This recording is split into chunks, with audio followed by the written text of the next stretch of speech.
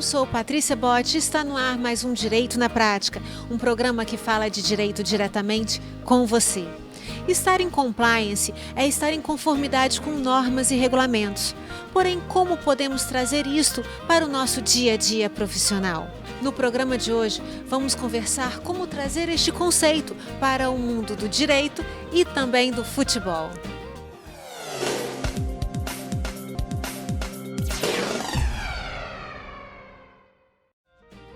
Eu converso com Fernando Monfardini, consultor de compliance e vice-presidente da Comissão de Compliance da OAB, também autor do livro Compliance no Futebol. Fernando, muito obrigada por ter vindo ao Direito na Prática. Eu que agradeço, Patrícia, muito obrigado pelo convite, é um prazer estar aqui. Fernando, eu sempre gosto de começar lá do início para o nosso telespectador entender direitinho do que a gente está falando. O que é compliance? Compliance, ele deriva do termo to comply em inglês, surgiu depois da lei FCPA, e ele surge para criar um sistema, um mecanismo que garante para a governança corporativa das empresas, corporações, instituições em geral, que ela vai cumprir todos os requisitos legais, as normas internas da empresa e evitar qualquer problema com multa, problemas legais, ilícitos, inclusive de relacionamento entre os funcionários, entre a alta administração da empresa e os outros demais funcionários, e dar segurança para que a governança corporativa possa passar uma imagem que a empresa respeita o consumidor, respeita as leis, respeita todos os stakeholders, que são todos os envolvidos na atividade da empresa ou da corporação que ela está inserida. Mas aí você está falando em termos de mundo, né?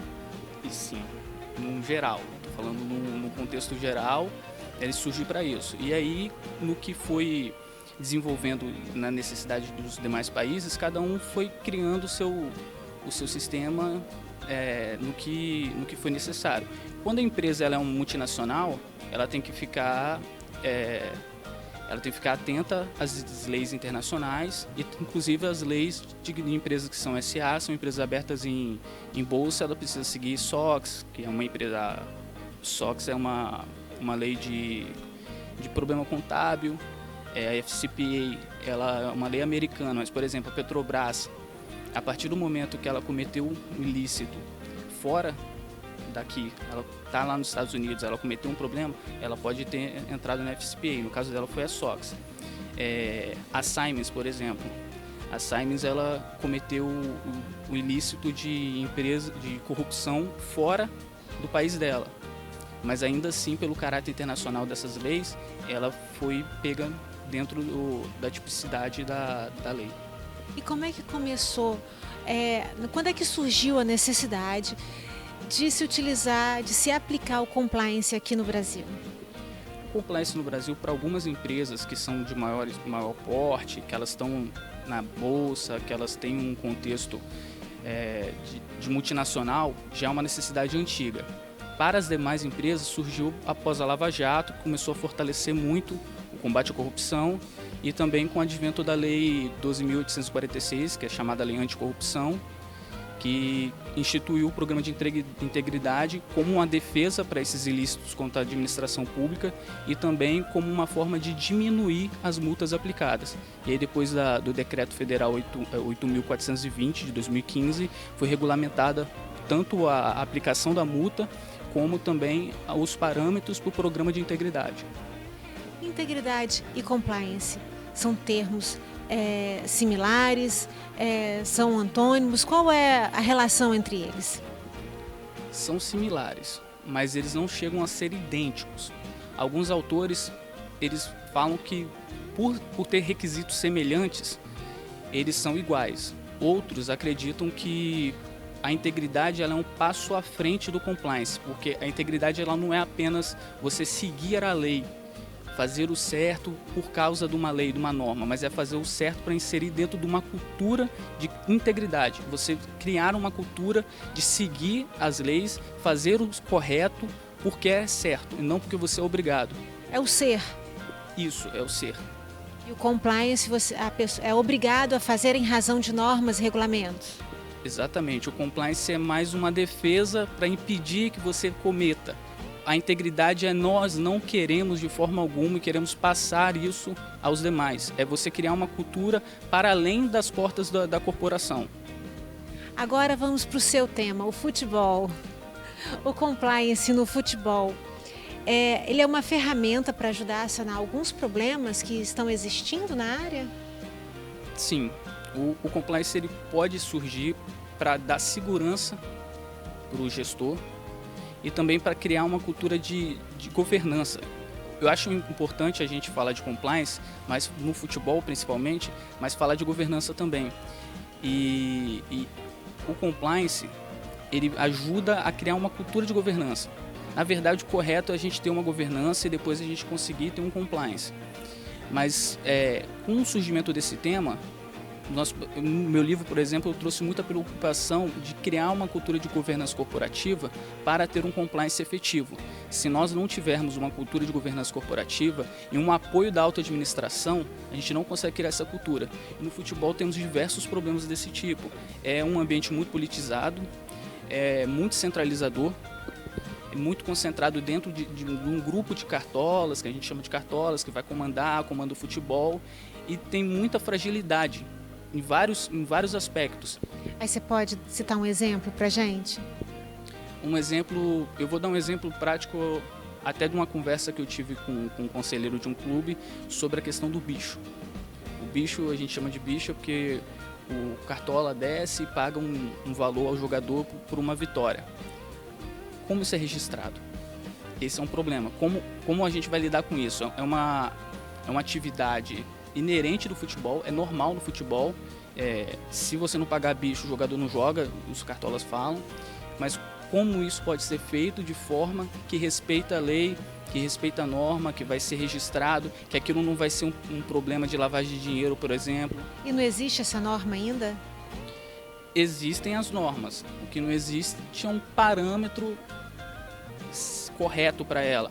Eu não sei a realidade de todos os clubes, mas, por exemplo, esse valor pode ser pago por fora do jogador e não é registrado, não tem imposto de renda, não vai ter um registro na carteira de trabalho, não tem natureza de trabalhista. Qual a natureza disso? É uma discussão que o compliance pode trazer. Outra discussão para trazer para o futebol do compliance é a relação entre intermediários, clube de futebol, dirigente e jogador. Hoje a gente não pode mais que um empresário detenha direito econômico do jogador. E existe um limite de pagamento de agenciamento. Mas os clubes, quase sempre a gente vê, é natural. O clube paga além do limite estabelecido pela FIFA. E isso é um outro problema.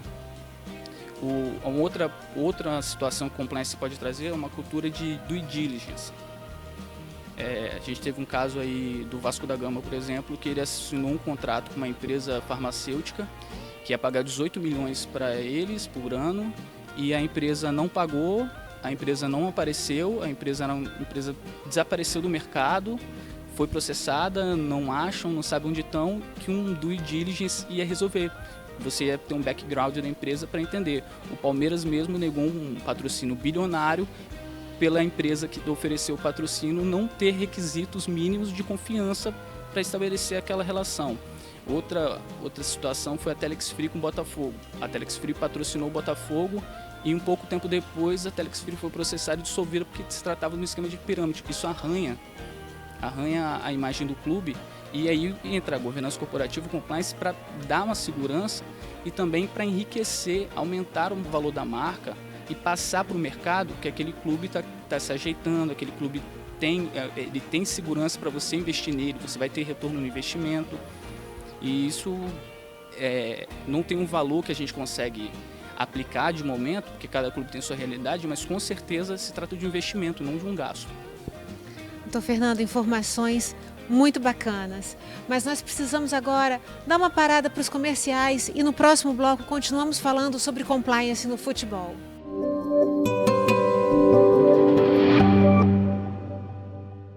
Direito na Prática, com Patrícia Botti. Oferecimento FDV, a Faculdade de Direito de Vitória. Taliev Gastronomia, a sua refeição saudável. ISA Ambiental. prestando serviços especializados e atuando para um meio ambiente sustentável.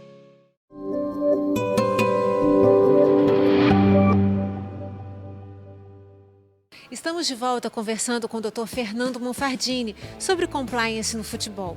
Doutor, a sua visão é otimista? Ou seja, o senhor acredita que o esporte pode ter um ambiente corporativo limpo? Eu sou um otimista realista. Eu tenho esperança, eu acredito que vai melhorar, eu vejo um movimento em torno disso, mas eu acredito que vai ser difícil. Existe muita resistência dentro dos clubes. Eu acho que a resistência é maior porque eles ainda não entenderam o que é, eles acham que o compliance, a governança corporativa vai vir para engessar a atividade do clube, e não é isso. A gente quer dar segurança para a atividade do clube ser feita da melhor forma possível, inclusive para dar segurança para quem está assinando, para quem detém a caneta. Então, a partir do momento que eles entenderem que o compliance, a governança corporativa vai surgir até para dar mais agilidade no clube de futebol, eu acho que a resistência vai diminuir, a gente vai conseguir mudar, democratizar os clubes, criar um ambiente de gestão de risco. A gente tem uma gestão de risco voltada para a atividade de futebol, com profissionais que entendam de compliance, mas entendam o futebol, saibam que o futebol é uma atividade que é diferente das demais. Tem um lado empresarial, mas também a maioria tem um caráter associativo, tem uma relação de paixão com os torcedores, são instituições centenárias a maioria, então precisamos de pessoas que entendam isso, mas também entendam que a gente tem que dar um passo à frente. Então eu estou vendo um movimento de torcedores que estão se interessando pelo tema, estão trabalhando isso com os cartolas, com os dirigentes. Eu acredito que vai ter uma mudança, vai melhorar, não vai ser milagrosa, não vai ser rápido, mas vai sim. Doutor, o senhor acredita que o esporte pode ser mais democrático? De que forma isso pode acontecer? Com certeza, pode e precisa. Os clubes, alguns já mudaram, mas eles precisam de eleições diretas, abrir o clube para a torcida, porque tem um torcedor que carrega o clube com o coração, gasta com o clube, mas não tem acesso aos quadros sociais do clube. Então a gente precisa abrir essas eleições, possibilitar que torcedores de arquibancada, populares, possam virarem sócios e votarem, escolherem o melhor projeto para o clube. É uma transparência? Promove a transparência, vai ajudar a transparência, mas a transparência é o outro passo. O segundo passo da democratização é criar uma governança corporativa que descentralize a figura do presidente. Não é tirar poderes do presidente, e sim criar um ambiente que o dirigente possa ter uma tomada de decisão em conjunto com mais pessoas, inclusive com a Assembleia Geral, com mais torcedores, despolitizar um pouco o Conselho Fiscal, que o Conselho Fiscal consiga ser técnico ao analisar as finanças do clube, os gastos do clube, os contratos. E aí o segundo passo, terceiro no caso, é a transparência. Promover transparência para além do que é legal. Porque hoje a gente tem os balanços dos clubes, são divulgados na internet, todo mundo tem acesso. Mas a gente precisa de mais informações. E aí a transparência entra junto com a democracia para que tanto os torcedores que não possam virar sócios, eles possam fiscalizar o clube de outra forma, ter um controle social do clube, e que os dirigentes possam serem descentralizados, não perder poder, nada do tipo. Que eles possam ter uma tomada de decisão com mais pessoas, inclusive com os torcedores. E qual é o grupo de pessoas que promove essa mudança? Porque o senhor está falando que está tendo uma dificuldade de dentro do próprio clube. Quem é que está de fora que vai chegar para o clube e falar assim: oi clube, eu vim aqui para te apresentar um programa de integridade? Quem é que faz isso? Os clubes estão começando a entender que as empresas que patrocinam o futebol, elas estão preocupadas com isso e elas estão começando a cobrar. Os patrocinadores podem sofrer consequências quando não há integridade dentro do próprio clube? Eles podem, abstratamente sim, mas eu acho que a principal preocupação deles é saber que aquele dinheiro que está sendo investido está sendo usado dentro do futebol e que aquele investimento é um investimento de marketing. Então a imagem do clube associa com a imagem deles e vice-versa. Então a partir do momento que o clube mostra que ele é um clube íntegro, que ele é um clube bem administrado, aquela empresa ela ganha valor por patrocinar aquele clube.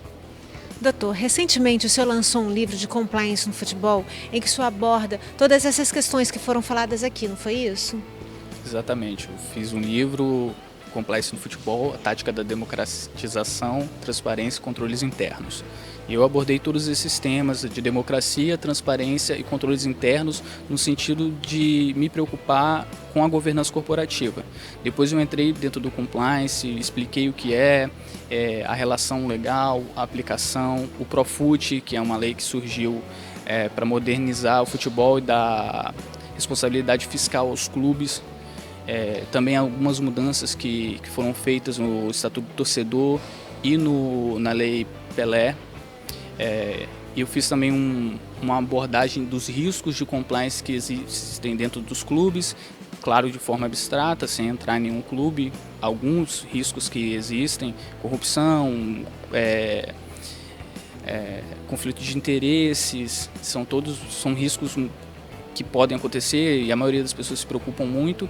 E também essa questão do patrocínio, eu expliquei a relação entre um clube e empresa, uma política de patrocínio, tem dentro do livro uma explicação, um manual de anticorrupção, tudo isso está explicado lá dentro. Eu espero que quem lê goste. E eu já fiquei sabendo que é o único livro que fala de compliance no futebol. Até onde eu sei, é o único no mundo, inclusive. No Brasil, eu tenho certeza que é o único, foi o primeiro. No mundo, eu nunca achei falando nada, eu pesquisei já para ver se eu achava alguma coisa.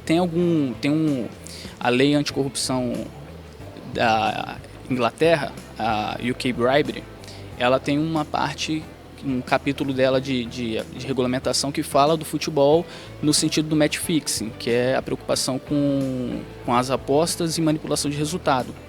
E eu até utilizei no livro, expliquei ela mais ou menos, mas um livro de compliance no futebol eu nunca achei além do meu. E eu espero que esse seja só o começo, porque eu admito que é um livro introdutório.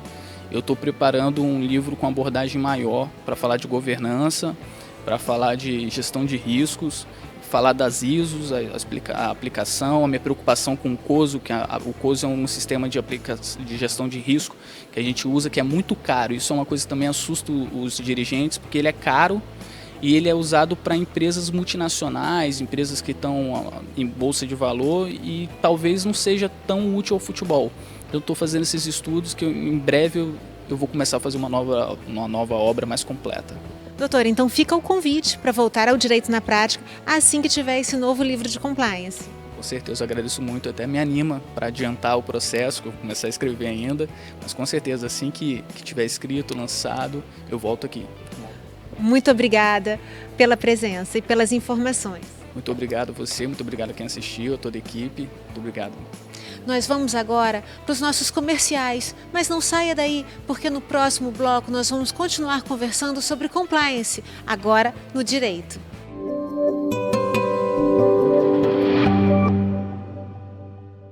Taliev Gastronomia nasceu para atender quem procura se alimentar bem, com praticidade e qualidade.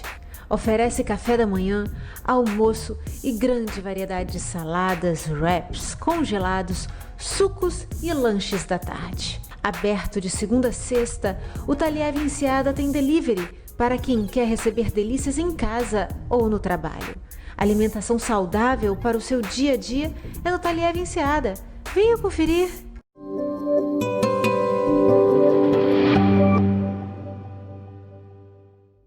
O Direito na Prática esteve na FDV para o lançamento do livro do professor Marcelo Zenkner, que também fala de compliance. Confira agora!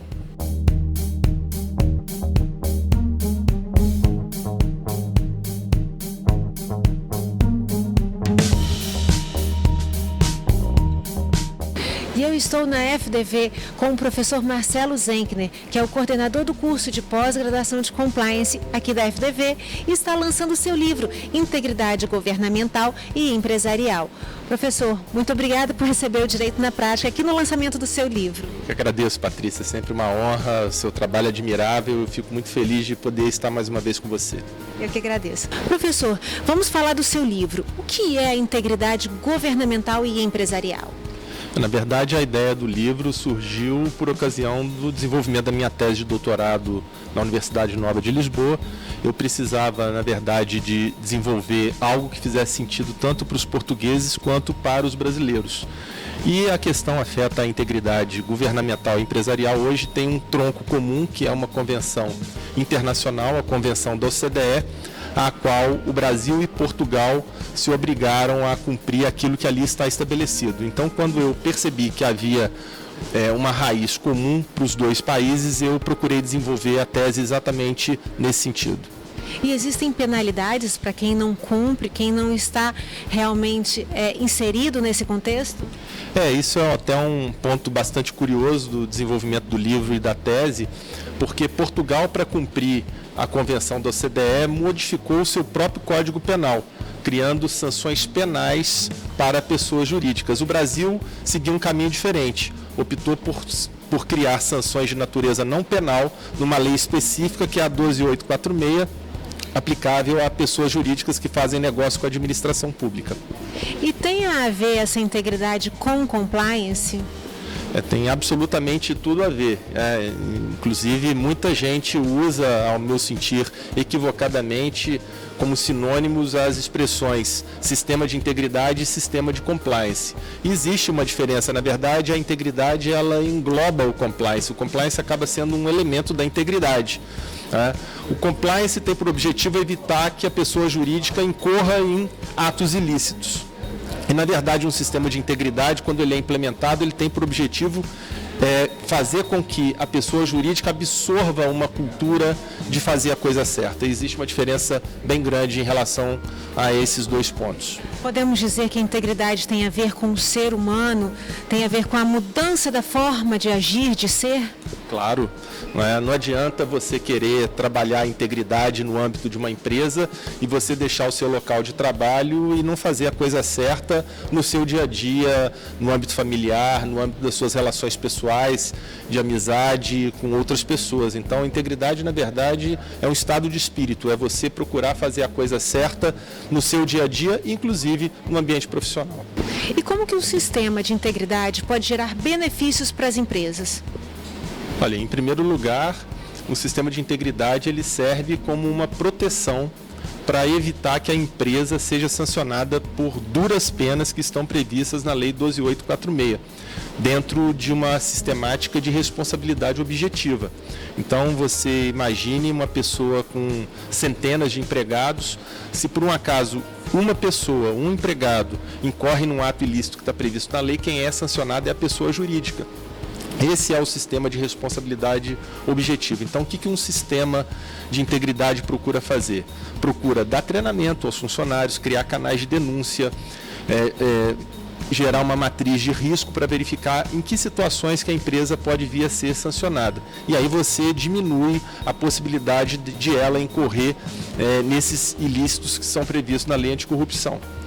E apenas grandes empresas ou pequenas empresas também podem utilizar? Não, a lei ela vale para qualquer pessoa jurídica que estabeleça relações com o poder público. E o que é mais interessante, Patrícia, é que hoje em dia o próprio poder público já está buscando a implementação de programas de integridade dentro dos seus próprios órgãos. Nós começamos a fazer isso aqui no Espírito Santo, na época que eu fui secretário de Controle e Transparência, e hoje nós já temos, inclusive, alguns estados da federação com leis que impõem que os órgãos públicos implementem sistemas de integridade. E essas e muito mais informações estão no livro, né? Sim. O livro ele é bastante completo. Eu procurei trabalhar com a exaustão essas questões e eu acho que o leitor ele vai ter aí uma ferramenta muito interessante para poder trabalhar esse tema. E para adquirir o livro, é pela internet? O livro está à disposição no site da editora Fórum, né, e a compra é sempre feita online com entrega em domicílio. Muito obrigada, professor. Obrigado, Patrícia.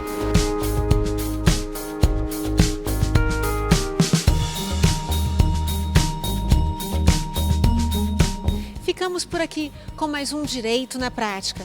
Porém, eu faço questão de agradecer aos meus colaboradores, a Regina Pagani, que me veste, a Raquel Pinheiro, que fez meu cabelo e a minha maquiagem. E se você quer rever este e outros programas, siga nossas redes sociais, Facebook e Instagram, Direito na Prática, e no YouTube, Direito na Prática com Patrícia Botti. Até o nosso próximo encontro.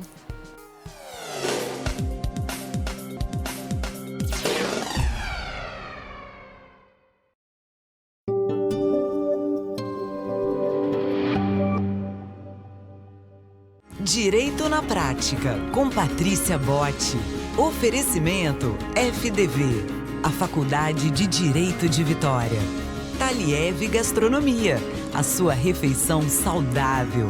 ISA Ambiental, prestando serviços especializados e atuando para um meio ambiente sustentável.